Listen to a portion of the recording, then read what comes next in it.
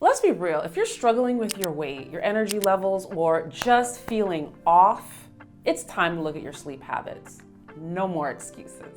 Those nights where you can't seem to get good sleep and you wake up feeling like a zombie, yeah, I've been there too. And the culprit is usually those sneaky little bad habits that creep in.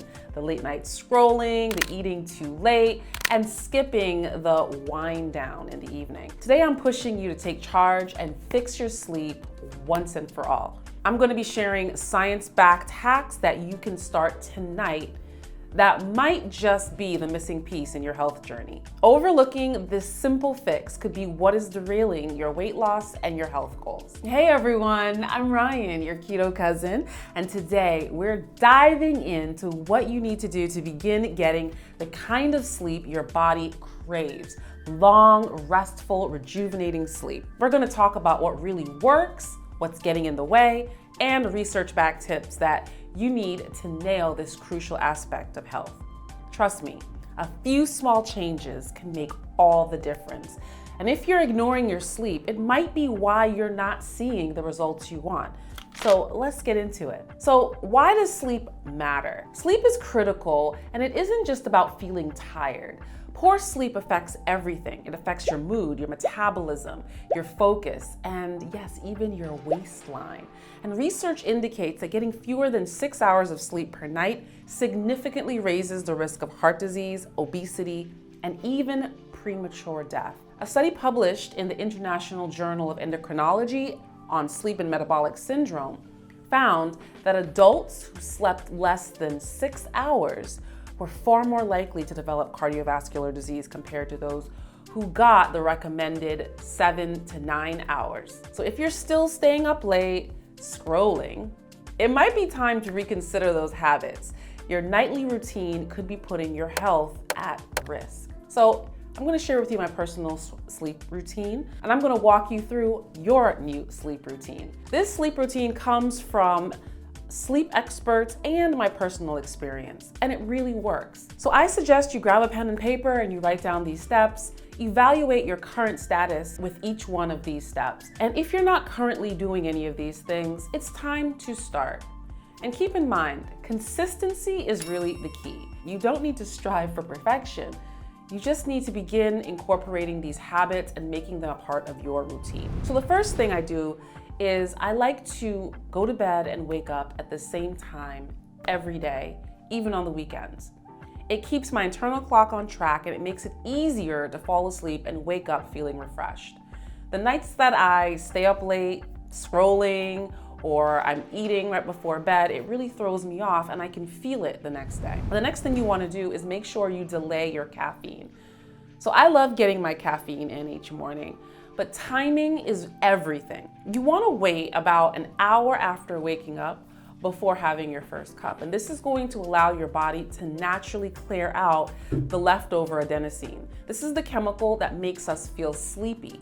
Instead of just masking that feeling with caffeine, waiting that extra hour helps to stabilize your energy throughout the day. If you jump right into your caffeine, you're just kind of covering up that grogginess, and you'll likely experience an energy crash later on in the day. The next thing you want to do is manage your evening light exposure. Blue light from screens is the enemy of good sleep. It tricks your brain into thinking it's still daytime, and it blocks the production of melatonin.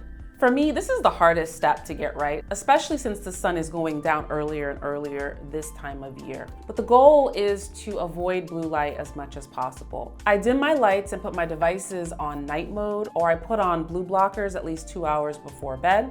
On the nights I don't, I feel more restless and it is much harder to wind down. So you gotta put the phone down. You gotta switch off those bright lights and give your brain the signal that it's time to relax. Next, you wanna control the room temperature and keep it nice and cool. So I'm very particular about my sleep environment. I keep my room cool. Ideally, you wanna keep it between 60 and 67 degrees Fahrenheit because a cool environment is gonna signal to your body that it's time to sleep. So skip those heavy blankets and thick socks. Overheating at night can wreck your sleep quality. You don't want to wake up in a sweat at 2 a.m. and struggle to get comfortable again. Having a wind down routine before bed is really essential.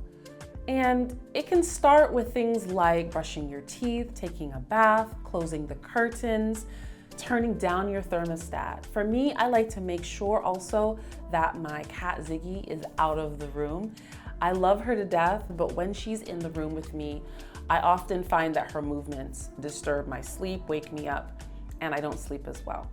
So get those pets out of the room. I'm also mindful of when I have my last glass of water, trying not to have it too close to bedtime so I don't have to deal with trips to the bathroom in the middle of the night. So set up a wind down routine that works for you, something that you look forward to. Maybe it's that warm bath or having a skincare routine that kind of sets the tone. You get your room ready and you're looking forward to a comfortable bed. We talked about caffeine earlier, but having your caffeine too late in the day is a no-go.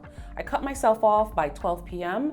because caffeine can linger in your system and disrupt your sleep cycle. And alcohol, although I'm not a big drinker, but if you do enjoy that evening glass of wine, be aware of its impact. Research shows that even a moderate amount of evening alcohol consumption can disrupt sleep in a significant way. A study published in 2021 found that consuming alcohol before bed increased heart rate, suppressed heart rate variability, and raised blood pressure, especially in women. And these changes mean your body is not getting the full rest and recovery it needs during sleep. If you're struggling with sleep quality, reducing or eliminating alcohol before bed could be a game changer. Next, you want to optimize your sleep environment. So your bedroom should be a sanctuary. You want to keep it dark and cool and quiet. I use blackout curtains, so you may want to invest in some of those, as well as a sound machine, some comfortable sheets, pillows, so that you feel comfy and cozy when you're going to bed. Your sleep space matters, so set it up for success. So let's talk about the one supplement that can really help sleep: magnesium. This mineral is key for sleep because it helps calm the nervous system and it boosts melatonin, your sleep hormone. If you are on a low carb or keto diet, it's even more critical since your body loses more electrolytes, including magnesium, and it can make you prone to deficiencies. So low magnesium can cause restless sleep, muscle cramps, and even anxiety. So consider supplementing with magnesium glycinate or magnesium citrate, which have better absorption. Adding about 400 to 600 milligrams of magnesium before bed can really help to optimize your sleep. So if you're serious about improving your health, you need to start with better sleep. It's time to take a hard look at your habits and make the necessary changes. Consistent routines, managing light exposure, avoiding late night caffeine and alcohol, and optimizing your environment aren't just tips. They are essentials. Start making adjustments tonight and you'll see the difference. If you're ready to take your sleep to the next level, check out my book and journal. It's called Metabolic Mastery, and there's an entire section dedicated to sleep with practical worksheets to help you build the perfect sleep routine.